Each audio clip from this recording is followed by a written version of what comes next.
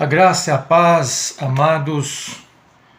Hoje nós vamos, em resposta a um comentário de um cristão católico num dos meus vídeos, trazer algumas informações relacionadas aqui à doutrina católica e como nós, cristãos evangélicos, a compreendemos à luz das Escrituras.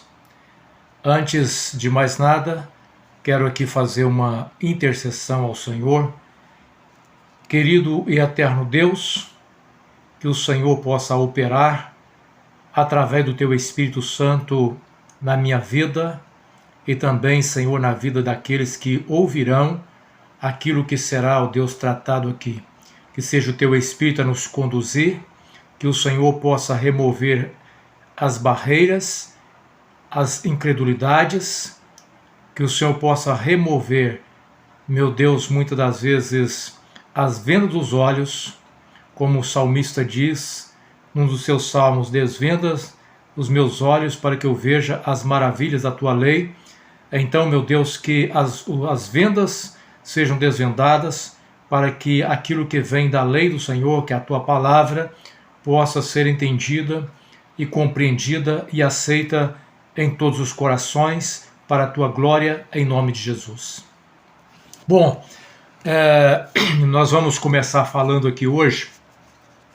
Eu havia dito até num dos comentários que eu iria fazer uma refutação dos dogmas marianos, onde eu pude afirmar que nós não podemos afirmar, eu não posso afirmar que todos os católicos são idólatras, mas eu posso afirmar que os dogmas marianos são dogmas idólatras.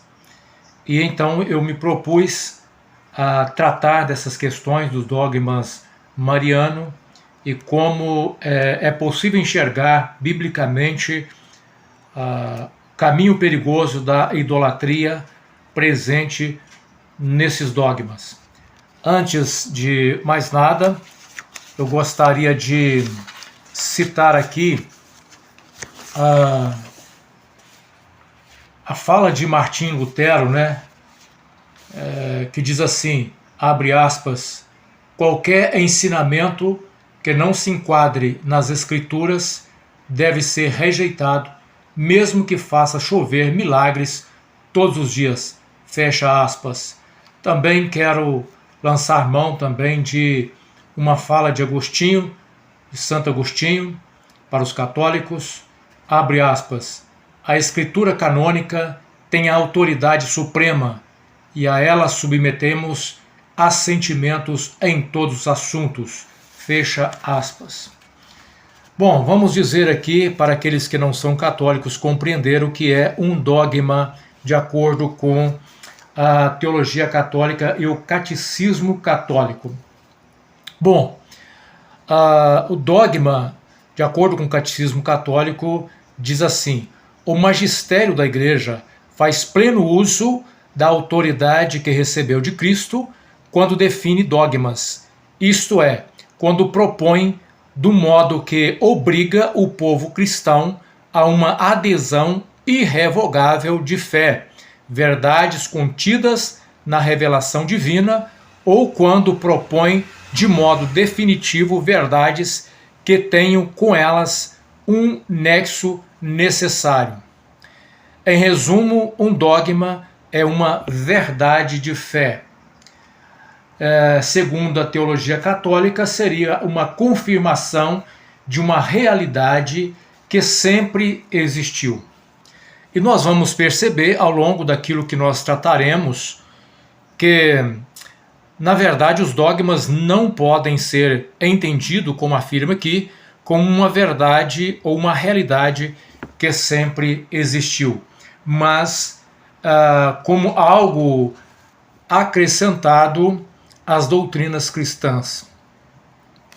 Bom, entre os dogmas marianos, nós temos aqui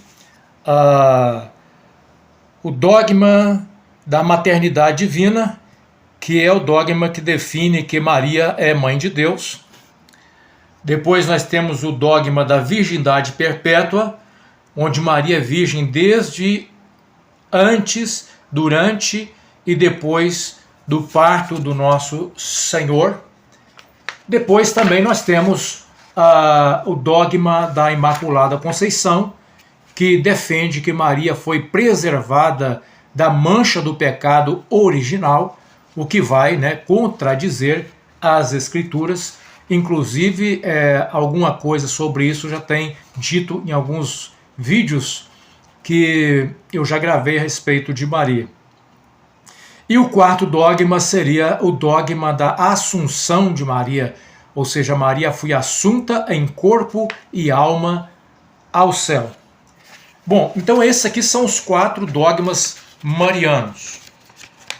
Mas já circulam também entre os católicos, existem movimentos espalhados pelo mundo todo para defender a proclamação de um 5º dogma mariano. E esse 5º dogma mariano, ele propõe que Maria deve ser reconhecida como corredentora, mediadora e advogada. E é nesse sentido, eu creio que aquele cristão católico defendeu na sua mensagem que o sangue de Maria tem poder. Ou seja, há um movimento já trabalhando para que seja estabelecido esse 5º dogma, onde Maria deve ser reconhecida como corredentora, mediadora e advogada. Um comunicado da coordenadora geral do apostolado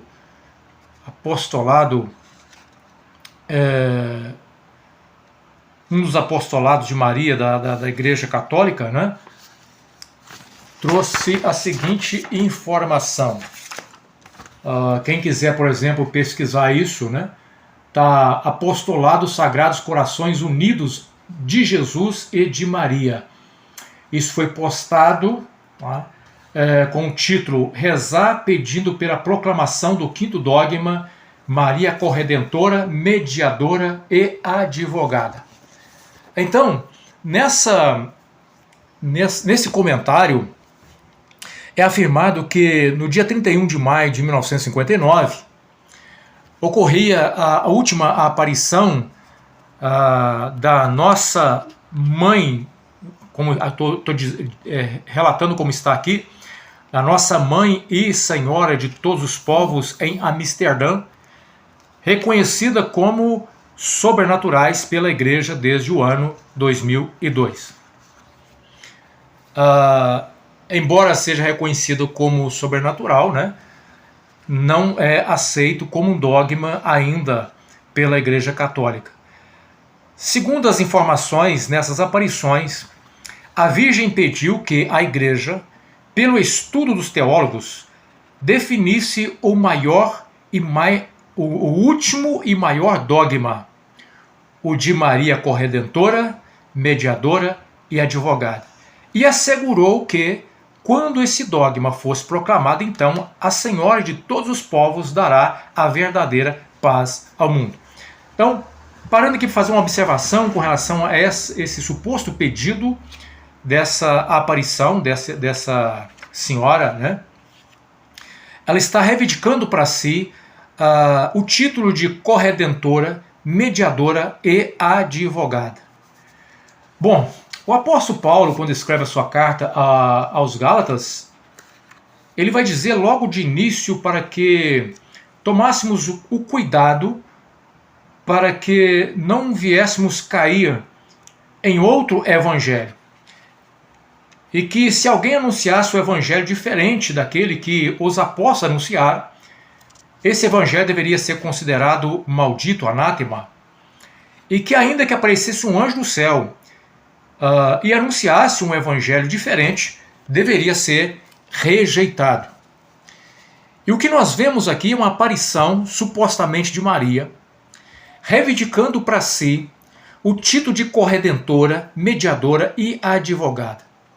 Títulos esses que vão na contramão daquilo que as Escrituras registram, exatamente do ponto de vista soteriológico, onde Cristo é o único redentor do ser humano, é o único mediador, e também é o advogado, o Cristo que apresenta como advogado. Então, isso vai na contramão das coisas que se veem aqui nesse pedido. E o blog ainda, vai dizer que a petição da declaração desse dogma é algo em profunda consonância com a fé cristã expressa pelo povo em orações como a Salve Rainha, em que pedimos: eia, pois, Senhora advogada nossa. Bom, ele está correto aqui em dizer que receber o dogma mariano, o quinto dogma, onde Maria seria defendida como advogada, já, na verdade, seria uma confirmação daquilo que o Salve Rainha já traz, né? Embora o Papa ainda não declarou esse dogma como verdade. A teologia católica entende como corredentora de longa tradição. Então, segundo aqui a fala dessa coordenadora do apostolado geral, a Igreja Católica já entende como corredentora ao longo da tradição da Igreja, a partir de conceitos que os protestantes desconhecem. Bom, e aí vai encerrar aqui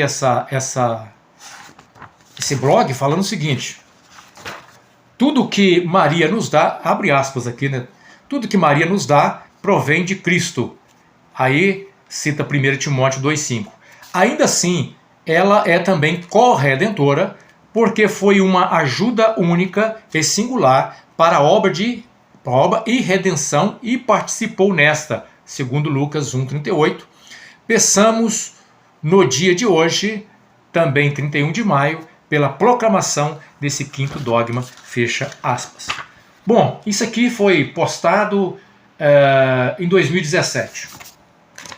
E o que nós temos depois aqui, que eu acho muito interessante compartilhar com os ouvintes, é a resposta do Vaticano, mais precisamente pela fala do Papa Francisco, a esse suposto quinto dogma.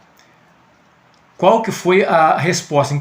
Enquanto, por exemplo, existe um movimento na Igreja Católica, veja bem que nós fomos acusados pelo o comentarista católico aí que entrou nos meus vídeos, de que os evangélicos eles não têm unidade, né? Cada um pensa uma coisa, cada um tem uma doutrina, cada um interpreta a Bíblia de um jeito, e ele passa a ideia de que na Igreja Católica não existe essa divergência, o que na verdade não é.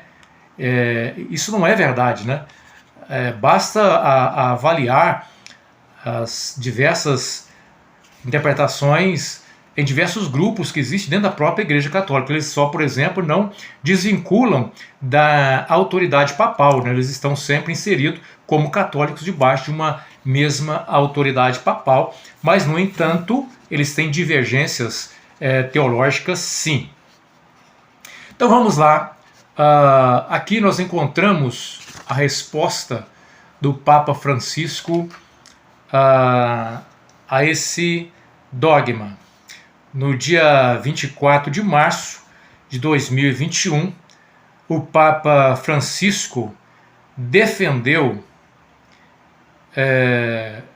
que os católicos devem recorrer à Virgem Maria como mãe, mas numa intervenção em que rejeita a proposta de um quinto dogma mariano. Ou seja, ele defende que os católicos devem recorrer a Maria como mãe, mas não no sentido do quinto dogma mariano, que é defendido por vários teólogos e responsáveis, que traz o título de corredentora. Então, para o Papa, os católicos não podem recorrer a Maria como corredentora. E aqui, abre aspas para a fala do Papa: Cristo é o mediador, a ponte que atravessamos para nos dirigirmos ao Pai. É o único redentor. Não há corredentores com Cristo. É o único. O mediador por excelência. É o mediador. Cada oração que elevamos a Deus é por Cristo, com Cristo e em Cristo, e realiza-se graças à sua intercessão. Então aqui, essa fala fantástica do Papa com relação a Cristo como mediador e como um único redentor. Ainda, Papa Francisco vai dizer, abre aspas, o Espírito Santo alarga a mediação de Cristo a todos os tempos e lugares. Não há outro nome no qual possamos ser salvos. Jesus Cristo, o único mediador entre Deus e os homens. Fecha aspas. Logo, ele faz aqui uma advertência de que Maria deve ser entendida pela Igreja Católica como mãe, mas não como deusa. Ou seja, para o Papa, ao colocar sobre Maria o título de corredentora, vai estar inserindo Maria como deusa. Bom, o Papa traz aqui essa fala correta, né, de que se colocar o título como corredentora em Maria, ela vai estar sendo recebida pela fé católica como uma deusa. Embora o Papa rechaça esse dogma, eu vou provar depois em vários assuntos da Mariologia católica que eles já agem assim pela fé dedicada a Maria como se aproximasse de uma deusa. E aqui sem ofensa aos católicos, mas eu quero provar aqui o que eu estou dizendo para que vocês possam pensar, né? E todo o meu propósito aqui é proclamar a verdade do Senhor como a verdade que liberta. Em João 8,32, assim, conhecereis a verdade e a verdade vos libertará. A menos que um cristão verdadeiramente se renda à verdade das Escrituras e à devoção única ao Senhor e Salvador Jesus Cristo, o cristão vai correr um sério risco na sua jornada espiritual, o que poderá acarretar numa situação irreversível num futuro pós esta vida. Bom, o Papa ele vai dizer que as expressões de amor da Igreja e dos seus santos, dada a Nossa Senhora ou a Maria, né, para os católicos a Nossa Senhora, ao longo da história, nada tiram a unicidade redentora de Cristo. Na verdade, meus amados, a teologia católica ela é uma teologia muito complicada. Em vez de simplificar o Evangelho para que as pessoas mais simples possam compreender o Evangelho e seguir sem risco algum as verdades necessárias para a salvação, o catolicismo ele complica na sua teologia a questão da fé cristã, a ponto de que é possível fazer uma pergunta de qualquer ponto de fé católico a um cristão católico mais leigo, e ele terá dificuldade de responder questões que eles praticam por fé ensinada, recebida pela igreja, recebida na igreja, ensinada às crianças pelos seus pais desde pequeno, sem que esses sequer tenham tentado compreender a origem de tais crença e qual o sentido de tais crenças. Quer ver um exemplo aqui fácil? Nós passamos recentemente pelo período do carnaval, né? E após o carnaval você tem ali a chamada quarta-feira de cinza. Pergunte a um católico a origem dessa prática, qual é a origem, qual é o significado dessa prática. Muitos que vão lá e passam a cinza sequer vão saber explicar a origem e o significado de tal prática. Bom, feita essa observação, eu quero seguir aqui ainda dizendo que ainda na fala, né, do Papa, né, a intervenção realçou que nas igrejas do Oriente, Maria é apresentada como Odigítria, aquela que indica o caminho para Jesus.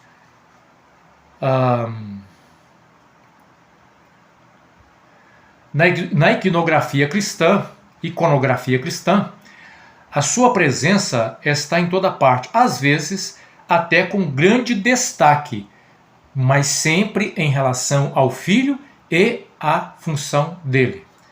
Maria está totalmente voltada para ele, a tal ponto que podemos dizer que é mais discípula do que mãe, sustentou o Papa. Veja bem, o Papa disse aqui que Maria é mais discípula do que mãe. E aqui, ao dizer que ela é mais discípula do que mãe, ele está correto. A posição dela de discípula de Cristo é uma posição superior à posição de mãe, de geradora de Cristo. Embora essa condição fez dela bem-aventurada, ela ainda precisou da salvação em Cristo e aprender com Cristo os seus passos para seguir como discípulo de Cristo os ensinos de Cristo. E ele destaca que Maria foi a primeira discípula. E vai dizer, abre aspas, esse é o papel que Maria desempenhou ao longo de toda a sua vida terrena e que conserva para sempre, ser a humilde serva do Senhor, nada mais. Fecha aspas. Perfeito. Aplicação que ele faz de Maria nesse contexto aqui. O papel de Maria que desempenhou, quando nós olhamos para os textos bíblicos, é de uma serva humilde do Senhor. Em nenhum texto bíblico há uma exaltação a Maria como faz a teologia mariana. Bom, feita essa observação aqui da fala do Papa e da resposta do Papa aos dogmas, ao suposto quinto dogma, né? A luta que alguns estão tendo para trazer esse quinto, para fazer com que esse quinto dogma seja aceito pela igreja. E eu vou dizer para vocês aqui, eu vou assim me arriscar a afirmar que vocês vão ter isso. Vocês vão receber a confirmação desse quinto dogma. Pode esperar, é uma questão de tempo, porque é uma coisa gradativa.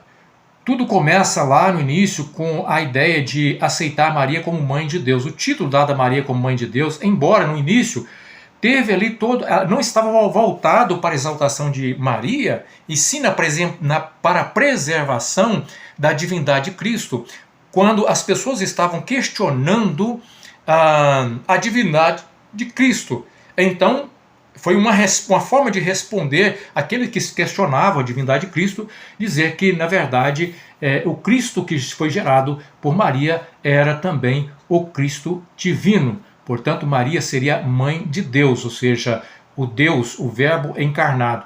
Então, a ideia ali era mais para preservar a divindade de Cristo e não tinha nenhum intuito de exaltar Maria. Mas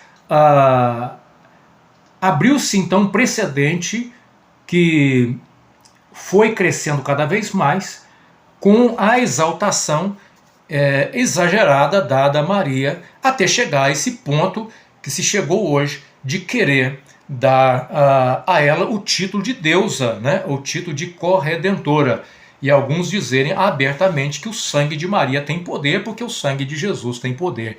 Então, pode esperar que é uma questão de tempo. Bom, aqui agora eu vou aqui fazer algumas citações que eu extraí do livro do Lucas Banzoli.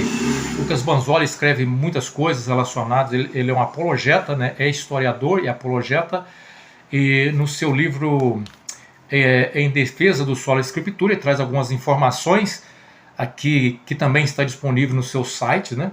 Que ele está sempre escrevendo, e que tem muito a contribuir para a nossa reflexão aqui a respeito desse assunto.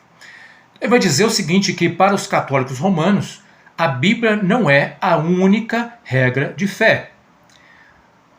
Ou seja, os católicos romanos, eles têm a Bíblia como regra de fé, mas diferentemente dos protestantes, que com a Reforma Protestante defendeu a Bíblia como única regra de fé e prática, os católicos têm somado à Bíblia a tradição e também que para os católicos a tradição é uma palavra de Deus falada, né? Não é você tem a Bíblia, a palavra de Deus escrita, e você tem a Bíblia, a palavra de Deus falada, que seria a tradição. E você tem também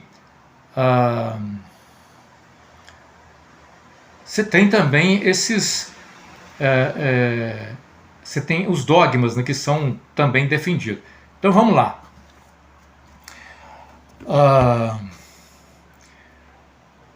O terceiro catecismo católico diz que a tradição deve dar-se valor, à tradição deve dar-se valor o que dá a palavra de Deus revelada, contida nas Sagradas Escrituras. Ele também diz que a tradição é a palavra de Deus não escrita, mas comunicada de viva voz por Jesus Cristo e pelos seus apóstolos, e transmitida inalterada de séculos em séculos. Fecha aspas. Então, você tem a tradição, que também é considerada uma regra de fé, e você tem lá aquela ideia do magistério da igreja, né? O Papa Pio IX definiu que a Assunção de Maria como uma verdade divinamente revelada das duas fontes de revelação. Os teólogos dizem comumente que a ascensão estava implícita na tradição, a despeito da ausência prática da evidência documental antes do ano 70. Assim, não obstante, o Papa finalmente declarou que a doutrina estava na revelação. O que nós temos aqui, meus irmãos, veja bem, você tem um dogma, que é o dogma da Assunção, e para eles fundamentar esse dogma, eles vão lançar a mão de quê? Da Bíblia? Não, porque biblicamente é impossível eles defenderem os dogmas marianos. Então eles vão lançar a mão da tradição, e vai dizer que essa ascensão de Maria, a ascensão de Maria estava implícita na tradição. Uma coisa é você ter alguma coisa implícita na palavra escrita, né? Aquilo que você está ali e você consegue extrair por meio das palavras escritas, como por exemplo a doutrina da Trindade. Você não tem a palavra Trindade escrita na Bíblia, mas você pode extrair, porque você consegue enxergar de forma implícita ali a Trindade. Mas extrair alguma coisa de forma implícita de uma tradição, que segurança alguém pode ter de uma tradição que não traz nada assim claro, mas você vai extrair alguma coisa implícita. Ou seja, é uma coisa estranha você trazer algo que está implícito numa tradição. Ou é a tradição que já vem realmente sendo ensinado ali, ou não, né?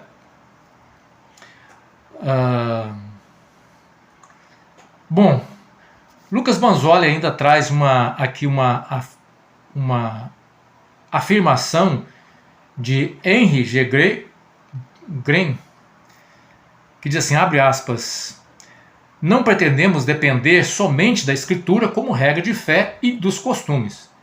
Ao lado dela, recebemos aquela grande palavra que nunca foi escrita, a tradição, preservadas tanto uma como a outra e interpretadas pela viva voz da Igreja Católica, que fala por meio de sua cabeça suprema, o infalível vigário de Cristo. Fecha aspas. Então veja bem que a ideia católica é que os papas, né, quando eles falam em termos de doutrina, eles são infalíveis. Então quando eles declaram um dogma, eles declaram algo que não pode ser contestado, e eles não falham devido a isso, porque eles são a representação da cabeça infalível, da cabeça de Cristo, né? Ou seja, a Igreja de Cristo. Você tem o cabeça que é Cristo, mas o cabeça visível seria o Papa, e por meio de quem Cristo vai falar a sua igreja, aqui ao magistério da igreja. Então, vamos supor que esse Papa infalível, na verdade, se for estudar a história dos Papas infalíveis, basta qualquer católico de bom senso fazer seus estudos para ver se há realmente fundamento para essas afirmações. Mas então vamos considerar que a fala do Papa aqui seja de fato uma fala infalível. Então pronto, acabou o assunto do quinto dogma, né? Encerrou o assunto do quinto dogma, porque o Papa Francisco ele usou a Bíblia para fundamentar o seu argumento, e usou a Bíblia de forma bem clara e coesa para defender que Maria é, sim, na Bíblia, serva de Deus, discípula de Cristo, e não pode ser interpretada como mãe, nem como corredentora. Então pronto, encerrou-se o assunto. Deveria, a partir de então, os católicos já pararem de devotar a Maria por meio desse título, embora não seja oficialmente aceito pelo Vaticano. No entanto, basta você, católico, cristão, dar um Google aí, você vai encontrar diversos religiosos, líderes religiosos, fazendo suas orações e reuniões, buscando aqui a intervenção de Maria por meio do seu quinto dogma. E isso, no mínimo, é estranho, né, para uma igreja que se diz coesa na sua doutrina, que se diz que os cristãos evangélicos eles não têm unidade, porque tem divergências doutrinárias, mas, no entanto, você tem essa vivência dentro também da própria Igreja Católica. Bom, dadas essas informações aqui, Lucas Banzoli ele vai chegar à seguinte conclusão a respeito das Escrituras para os católicos. Então, para ele, e eu concordo aqui com aquilo que ele diz, então abre aspas aqui para aquilo que eu vou ler a partir de agora. A conclusão de Lucas Banzoli é a seguinte, que, segundo a visão católica, abre aspas, a Bíblia não é a única regra de fé. Nenhuma doutrina precisa necessariamente ter base bíblica. A Bíblia é insuficiente em si mesma, dependendo da autoridade da tradição. A interpretação da Bíblia depende do magistério, tornando o magistério maior que a Bíblia. A interpretação do magistério segue o posicionamento da tradição, tornando a tradição maior que a Bíblia.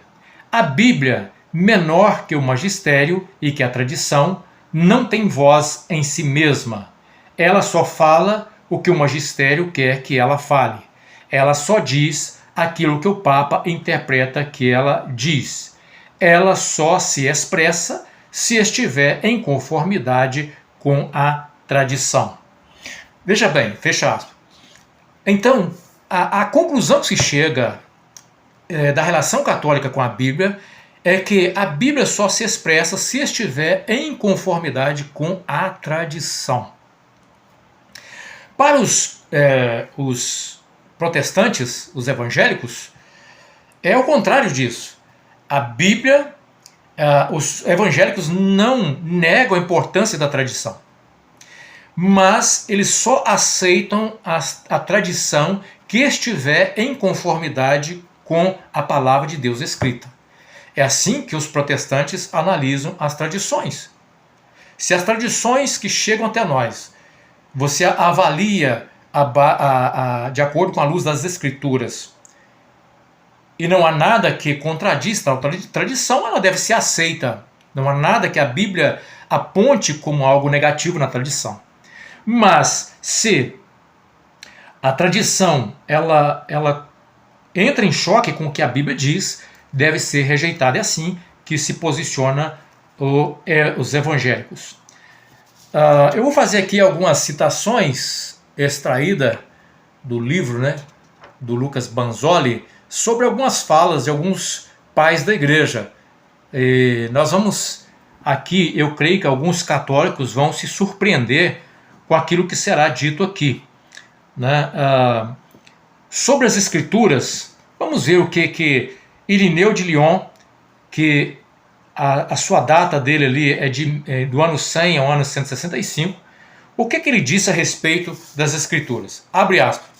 De nada mais temos aprendido o plano de nossa salvação, senão daqueles através de quem o Evangelho nos chegou, o qual eles pregaram inicialmente em público e em tempos mais recentes, pela vontade de Deus, nos foi legado por eles nas Escrituras, para que sejam o fundamento e pilar de nossa fé. Então aquilo que foi o fundamento e pilar de nossa fé, segundo Irineu de Lyon, foi algo legado pelas Escrituras, ou seja, algo que eles deixaram, mas com comprovação das Escrituras.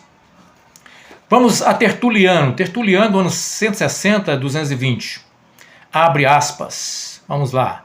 Certamente não se poderia crer até mesmo nessas coisas, mesmo do Filho de Deus, a menos que elas fossem dadas a nós nas Escrituras. Fecha aspas.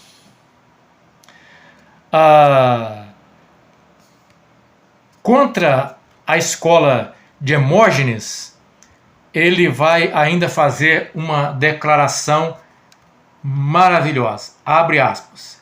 Mostre-nos a escola de Hermógenes, que o que ela ensina está escrito.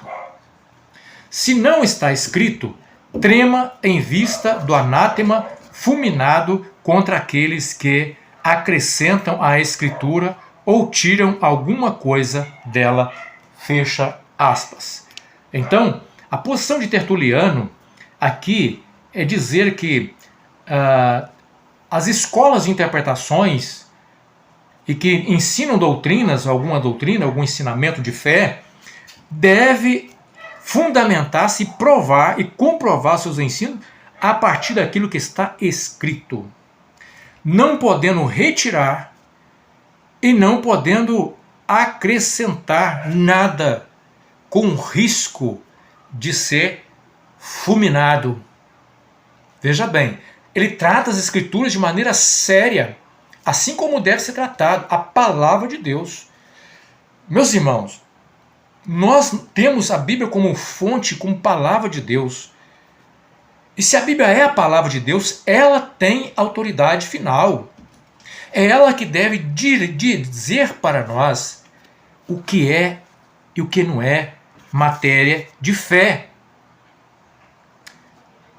Vamos ver o que diz Orígenes, anos 185 a 253. Para tratar de tantas e tais coisas, não basta confiar a sumidade desse assunto aos sentidos humanos e à inteligência comum, discorrendo, por assim dizer, visivelmente sobre as coisas invisíveis. Devemos tomar também para a demonstração das coisas que falamos os testemunhos das divinas Escrituras. Fecha aspas. Dionísio, ano 265, abre aspas.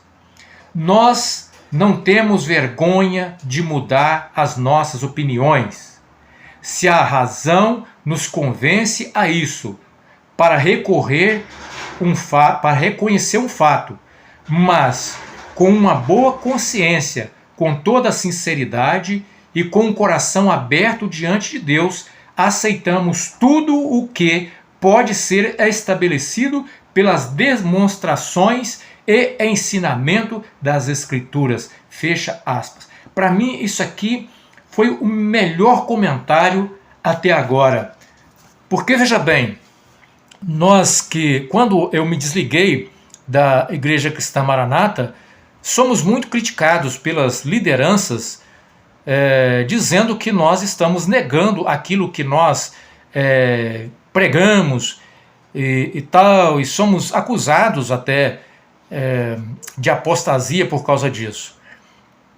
Mas nós tomamos tais posições e atitudes fundamentada nas Escrituras Sagradas. Quando nós percebemos que alguns ensinos não tinham consonância com as Escrituras, nós então optamos por aquilo que a Escritura Sagrada nos traz como base sólida. Não há vergonha nenhuma nisso, em mudar de opinião. Aliás, foi assim que Lutero também tomou a sua atitude diante da reforma, e tantos outros reformadores enfrentaram a tirania papal para estar do lado das Escrituras. Por quê? Porque o que deve nortear o coração do crente salvo em Jesus Cristo é a palavra de Deus, as Escrituras Sagradas. Eusébio de Cesareia faz também uma citação de Apolinário e diz assim, segundo Eusébio, uma fala de Apolinário, abre aspas, faz muito e bem longo tempo, querido Avício Marcelo, que tu me ordenasse escrever algum tratado contra a heresia dos chamados de Missíades, mas até agora, de certa maneira, sentia-me indeciso. Não por dificuldade em poder refutar a mentira e dar testemunho da verdade, mas por temor de que, apesar das minhas preocupações, parecesse a alguns que, de certo modo, acrescento ou junto algo novo à doutrina do Novo Testamento, a qual não pode juntar nem tirar nada que tenha decidido viver conforme este mesmo Evangelho. Fecha aspas. Igualmente maravilhoso tal afirmação. Veja bem, ele vai dizer que o medo dele, o receio dele, é de que alguém interpretasse na sua fala de que ele estava ou tirando ou acrescentando alguma coisa à doutrina do Novo Testamento, e que ele chega a dizer que aquilo que o Novo Testamento ensina, nada pode ser acrescentado como algo novo. Pasme, meus irmãos. A teologia católica trouxe e continua trazendo muitas coisas novas que estão distante daquilo que o Novo Testamento nos apresenta. Algumas igrejas evangélicas, baseadas em supostas revelações, estão sempre querendo trazer algo novo, que não tem base, que não foram ensinado ou vivido pelos apóstolos, e que você olha para o Novo Testamento e você não encontra. Qual é a posição do verdadeiro cristão neste momento diante de tais situações? A não ser a posição dos reformadores, ficar do lado da palavra de Deus, com a nossa mente cativa à palavra de Deus, ainda que tal decisão nos faça passar ou receber afrontas, incompreensões e ataque dos mais diversos meios, mas o que nos traz segurança é a nossa mente cativa à palavra de Deus. E aqui encerrando, a fala de Atanásio, fecha aspas, pois a fé confessada pelos pais, de acordo com as divinas escrituras, é suficiente por si só para derrubar de uma só vez toda impiedade e estabelecer a crença religiosa em Cristo, fecha aspas. Ou seja, defendendo aqui Atanásio, defendendo a Divinas Escrituras como suficiente. É aquilo que os evangélicos defendem. A Bíblia como única regra de fé e prática. Eu vou encerrar aqui com o Salmo 119, 105, que diz assim: lâmpada para os meus pés é a tua palavra e luz para o meu caminho. Que Deus assim nos abençoe. No próximo vídeo eu vou dar sequência a esse assunto. Eu vou entrar no assunto da Mariologia afonsiana, né? E recentemente eu fui aqui acusado pelo cristão católico que tem ali feito os comentários dele, de que eu utilizei de um livro de um protestante para falar de doutrina católica. Então eu agora vou lançar mão de um livro católico, né, aqui, que é um livro que tem o nome 30 Dias com Nossa Senhora. É um livro de origem católica e eu vou trabalhar essa Mariologia afonsiana à luz das Escrituras. Que Deus assim nos abençoe, em nome de Jesus.